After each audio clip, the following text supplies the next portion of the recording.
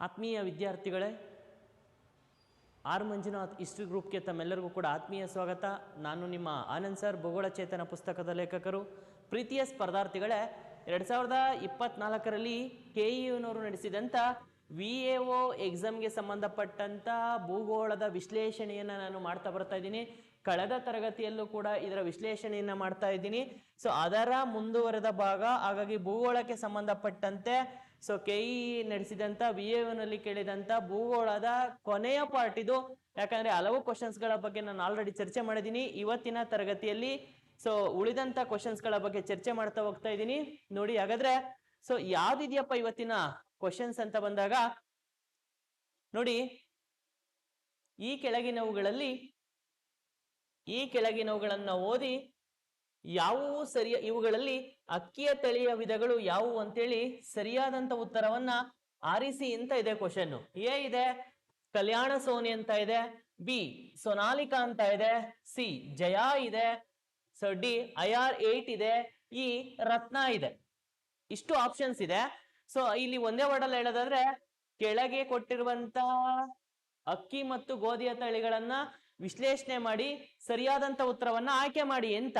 ಇಲ್ಲಿ option A C D E ಇದೆ, C D E ಇದೆ, A B C ಇದೆ, B C D ಇದೆ.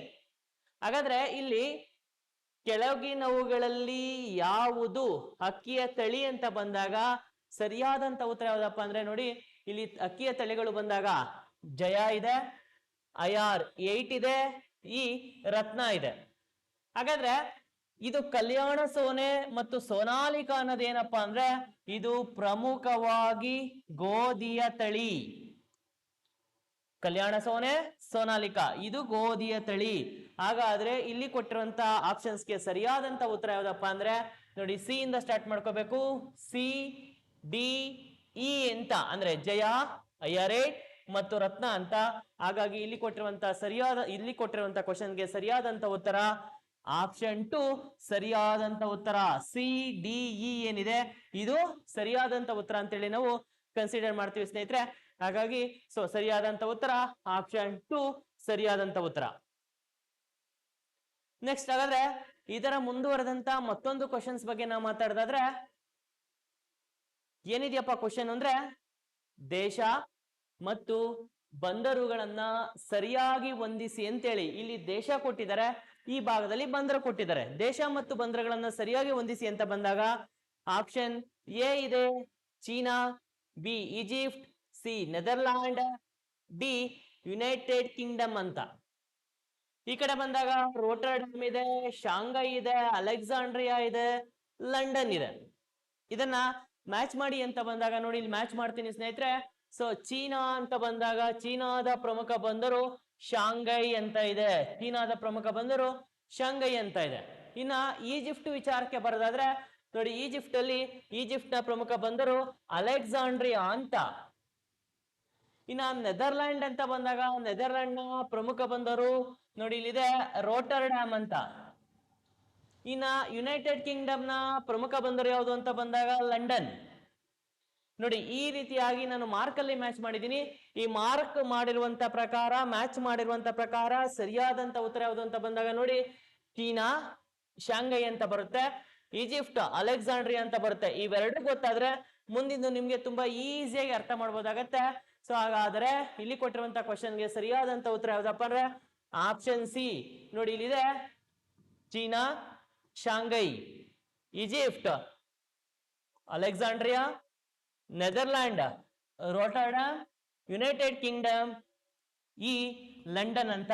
ಹಾಗಾಗಿ ಇಲ್ಲಿ ಕೊಟ್ಟಿರುವಂತ ಕ್ವಶನ್ಗೆ ಸರಿಯಾದಂತ ಉತ್ತರ ಆಪ್ಷನ್ 2 ಸರಿಯಾದಂತ ಉತ್ತರ ಅಂತೇಳಿ ನಾವು ಕನ್ಸಿಡರ್ ಮಾಡ್ತೀವಿ ಸ್ನೇಹಿತರೆ.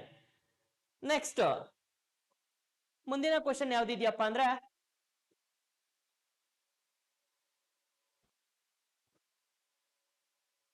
ಕರ್ನಾಟಕದ ಜಿಯೋಗ್ರಫಿಗೆ ಸಂಬಂಧಪಟ್ಟಂತೆ ಕ್ವಶನ್. ಕರ್ನಾಟಕದ ಬೆಳಗಾವಿ ಕಂದಾಯ ವಿಭಾಗಕ್ಕೆ ಸಂಬಂಧಿಸಿದಂತೆ ಈ ಕೆಳಕಂಡ ಯಾವ ಹೇಳಿಕೆಗಳು ಸರಿಯಾಗಿಲ್ಲ ಅಂತ. ಆಪ್ಷನ್ ಎ ನೋಡಿ ಇದು 7 ಜಿಲ್ಲೆಗಳನ್ನ ಒಳಗೊಂಡಿದೆ. ಎಸ್ ನೋಡಿ ಬೆಳಗಾವಿಯ ರೆವಿನ್ಯೂ ಡಿಸ್ಟಿಕ್ ಅಂತ ನಾವೇನ್ ಕನ್ಸಿಡರ್ ಮಾಡ್ತೀವಿ, ಕಂದಾಯ ಜಿಲ್ಲೆ ಅಂತ ಏನ್ ಕನ್ಸಿಡರ್ ಮಾಡ್ತೀವಿ, ಇದರ ಅಂಡರ್ ಅಲ್ಲಿ ಪ್ರಮುಖ 7 ಜಿಲ್ಲೆಗಳು ಬರ್ತವೆ. ಹಾಗಾಗಿ ನೋಡಿ ಇದು ಸರಿಯಾದಂತ ಉತ್ತರ. ಇನ್ನ ಈ ಬೆಳಗಾವಿ ಏನಿದೆ ಇದನ್ನ ಕಿತ್ತೂರು ಕರ್ನಾಟಕ ಎಂದು ಸಹ ಕರೆಯುತ್ತಾರೆ. ಹೌದು, ಬೆಳಗಾವಿಯನ್ನ ನಾವು ಕಿತ್ತೂರು ಕರ್ನಾಟಕ ಅಂತ ಕೂಡ ಕರಿತೀವಿ. ಹಾಗಾಗಿ ಈ ಸ್ಟೇಟ್ಮೆಂಟ್ ಸರಿಯಾಗಿದೆ. ಇನ್ನ ನೆಕ್ಸ್ಟ್ ನೋಡಿ, ಭೌಗೋಳಿಕ ವಿಸ್ತೀರ್ಣಕ್ಕೆ ಚದರ ಕಿಲೋಮೀಟರ್ಗಳಲ್ಲಿ ಸಂಬಂಧಿಸಿದಂತೆ ರಾಜ್ಯದಲ್ಲೇ ಅತ್ಯಂತ ಸಣ್ಣ ಜಿಲ್ಲೆಯನ್ನ ಇದು ಒಳಗೊಂಡಿದೆ ಅಂತ ಇದೆ. ಹಾಗಾಗಿ ನೋಡಿ ಸ್ನೇಹಿತರೆ, ಇದು ಸರಿಯಾದಂತ ಹೇಳಿಕೆ ಅಲ್ಲ.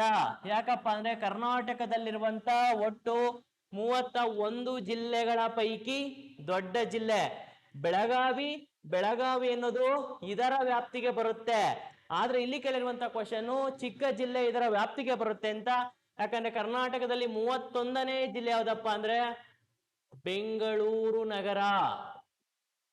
ಇದು ಬೆಂಗಳೂರು ನಗರ ಆಗಿರೋದ್ರಿಂದ ಈ ಒಂದು ಬೆಂಗಳೂರು ನಗರ ಈ ಒಂದು ಬೆಳಗಾವಿಯ ಭೌಗೋಳಿಕ ವ್ಯಾಪ್ತಿಯಲ್ಲಿ ಬರಲ್ಲ. ಹಾಗಾಗಿ ಈ ಒಂದು ವ್ಯಾಪ್ತಿಯಲ್ಲಿ ಬರದೇ ಇರುವ ಕಾರಣದಿಂದ ಇಲ್ಲಿ ಕೊಟ್ಟಿರುವಂತ ಕ್ವಶನ್ ಅಲ್ಲಿ ಯಾವುದು ಸರಿ ಇಲ್ಲ ಅಂತ ಬಂದಾಗ ಆಪ್ಷನ್ ಸಿ ಸರಿ ಇಲ್ಲ.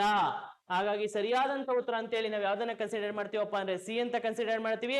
ಅದನ್ನ ಆಧಾರವಾಗಿ ಇಟ್ಟುಕೊಂಡು ನೋಡಿ, ಎ ಬಿ ಹೇಳಿಕೆಗಳು ಸರಿ ಇಲ್ಲ, ಬಿ ಹೇಳಿಕೆ ಸರಿ ಇಲ್ಲ, ಬಿ ಮತ್ತು ಸಿ ಹೇಳಿಕೆಗಳು ಸರಿ ಇಲ್ಲ, ಕೇವಲ ಸಿ ಹೇಳಿಕೆ ಸರಿ ಇಲ್ಲ ಅಂತ ಆಪ್ಷನ್ ಇದೆ. ಹಾಗಾಗಿ ಇಲ್ಲಿ ಕೊಟ್ಟಿರುವಂತ ಕ್ವಶನ್ಗೆ ಸಿ ಹೇಳಿಕೆ ಸರಿ ಇಲ್ಲ ಅಂತೇಳಿ ನಾವು ಕನ್ಸಿಡರ್ ಮಾಡ್ತೀವಿ ಸ್ನೇಹಿತರೆ. ಇನ್ನ ಮುಂದುವರೆದಂತ ಮುಂದಿನ ಕ್ವಶನ್ ಯಾವ್ದಪ್ಪ ಅಂದ್ರೆ ನೋಡಿ ಇಲ್ಲಿದೆ,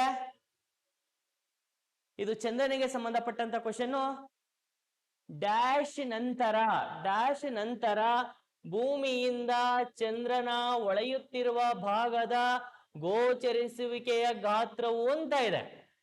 ನೋಡಿ ಯಾವಾಗ್ಲೂ ಅಷ್ಟೇ ಚಂದ್ರ 2 ಪ್ರಮುಖವಾದಂತ ವಿಶೇಷತೆಯನ್ನು ಒಳಗೊಂಡಿರ್ತಾನೆ. ಯಾಕಂದ್ರೆ ಅಮಾವಾಸ್ಯೆ ಮತ್ತು ಹುಣ್ಣಿಮೆ ಅಂತ 2 ಭಾಗ ಬರುತ್ತೆ. ಇಲ್ಲಿ ಅಮಾವಾಸ್ಯೆ ಪ್ಲಸ್ ಹುಣ್ಣಿಮೆ, ಅಮಾವಾಸ್ಯೆ ಹುಣ್ಣಿಮೆ ಅನ್ನ ಕನ್ಸಿಡರ್ ಇಟ್ಕೊಂಡು ಇಲ್ಲಿ ಚಂದ್ರನ 2 ಆಕೃತಿಗಳನ್ನ ನೋಡ್ತೀವಿ. ಏನನ್ನ ನೋಡ್ತೀವಪ್ಪ ಅಂದ್ರೆ ಶುಕ್ಲ ಪಕ್ಷ ಮತ್ತೊಂದು ಕೃಷ್ಣ ಪಕ್ಷ ಅಂತ ನೋಡ್ತೀವಿ. ಹಾಗಾದ್ರೆ ಇಲ್ಲಿ ಶುಕ್ಲ ಪಕ್ಷ ಅಂದ್ರೆ ಏನಪ್ಪಾ ಅಂದ್ರೆ ಒಂದು ಅಮಾವಾಸ್ಯೆಯಿಂದ ಒಂದು ಹುಣ್ಣಿಮೆಯವರೆಗಿನ 15 ದಿನಗಳ ಅವಧಿ. ಇನ್ನ ಕೃಷ್ಣ ಪಕ್ಷ ಅಂದ್ರೆ ಏನಪ್ಪಾ ಅಂದ್ರೆ 15 ದಿನಗಳ ನಂತರ ಏನು ಅಮಾವಾಸ್ಯೆ ನಂತರ ಹುಣ್ಣಿಮೆ ಬರುತ್ತೆ, ಹುಣ್ಣಿಮೆಯಿಂದ 15 ದಿನಗಳ ಅಂತರ ಇರುತ್ತೆ ಅಮಾವಾಸ್ಯೆಗೆ. ಅಂದ್ರೆ ಹುಣ್ಣಿಮೆಯಿಂದ ಅಮಾವಾಸ್ಯೆವರೆಗಿನ ದಿನವನ್ನ ನಾವು ಕೃಷ್ಣ ಪಕ್ಷ ಅಂತ ಕರಿತೀವಿ. ಒಂದು ಕಾನ್ಸೆಪ್ಟ್ ನೆನ್ಪಿಟ್ಕೊಳ್ಳಿ, ಅಮಾವಾಸ್ಯೆಯ ಸಂದರ್ಭದಲ್ಲಿ ಚಂದ್ರನು ಸಂಪೂರ್ಣವಾಗಿ ಕತ್ತಲಾಗಿದ್ದು ಇದೇ ಚಂದ್ರನು ಹುಣ್ಣಿಮೆಗೆ ಸಂಭವಿಸುತ್ತಾ ಅಂದ್ರೆ ನಮ್ಮ ಪೌರ್ಣಮಿ ಅಂತ ನಾವೇನ್ ಕರಿತೀವಿ ಅಲ್ಲಿ ಹತ್ತಿರ ಹೋದಂತೆ ಚಂದ್ರನು ಹೊಳೆಯಲು ಪ್ರಾರಂಭ ಮಾಡುತ್ತಾನೆ. ಅರ್ಥ ಆಯ್ತಲ್ಲ? ಆ ಕಾರಣದಿಂದಾಗಿ ಇಲ್ಲಿ ಕೊಟ್ಟಿರುವಂತ ಕ್ವಶನ್ಗೆ ಡ್ಯಾಶ್ ನ ನಂತರ ಭೂಮಿಯಿಂದ ಚಂದ್ರನು ಹೊಳೆಯುತ್ತಿರುವ ಭಾಗದ ಗೋಚರಿಸುವಿಕೆಯ ಗಾತ್ರವು ಅಂತ ಬಂದಾಗ ಇಲ್ಲಿ ಕೊಟ್ಟಿರೋ ಇದನ್ನ ಅನಾಲಿಸಿಸ್ ಮಾಡಿದಾಗ ಸರಿಯಾದಂತ ಉತ್ತರ ಯಾವ್ದಾಗಿರುತ್ತಪ್ಪ ಅಂದ್ರೆ ಅಮಾವಾಸ್ಯೆ ಹೆಚ್ಚಾಗತ್ತದೆ. ಹಾಗಾಗಿ ಇಲ್ಲಿ ಕೊಟ್ಟಿರುವಂತ ಕ್ವಶನ್ಗೆ ಸರಿಯಾದಂತ ಉತ್ತರ ಅಮಾವಾಸ್ಯೆ ಹೆಚ್ಚಾಗತ್ತೆ ಅಂತ ಹೇಳಿ ನಾವು ಆನ್ಸರ್ ಅನ್ನ ಐಡೆಂಟಿಫೈ ಮಾಡ್ತೀವಿ. ಹಾಗಾಗಿ ಇಷ್ಟು ಕ್ವಶನ್ಸ್ಗಳು ಕಳೆದ 2024ರಲ್ಲಿ ಕೆಇನವರು ನಡೆಸಿದಂತ ವಿಎಒ ಡಿಪಾರ್ಟ್ಮೆಂಟ್ಗೆ ಸಂಬಂಧಪಟ್ಟಂತ ಕ್ವಶನ್ಸ್ಗಳ ಬಗ್ಗೆ ನಾನು ಈ ತರಗತಿಯಲ್ಲಿ ಚರ್ಚೆ ಮಾಡಿದ್ದೀನಿ. ಎಲ್ಲರಿಗೂ ಧನ್ಯವಾದಗಳು. Thank you.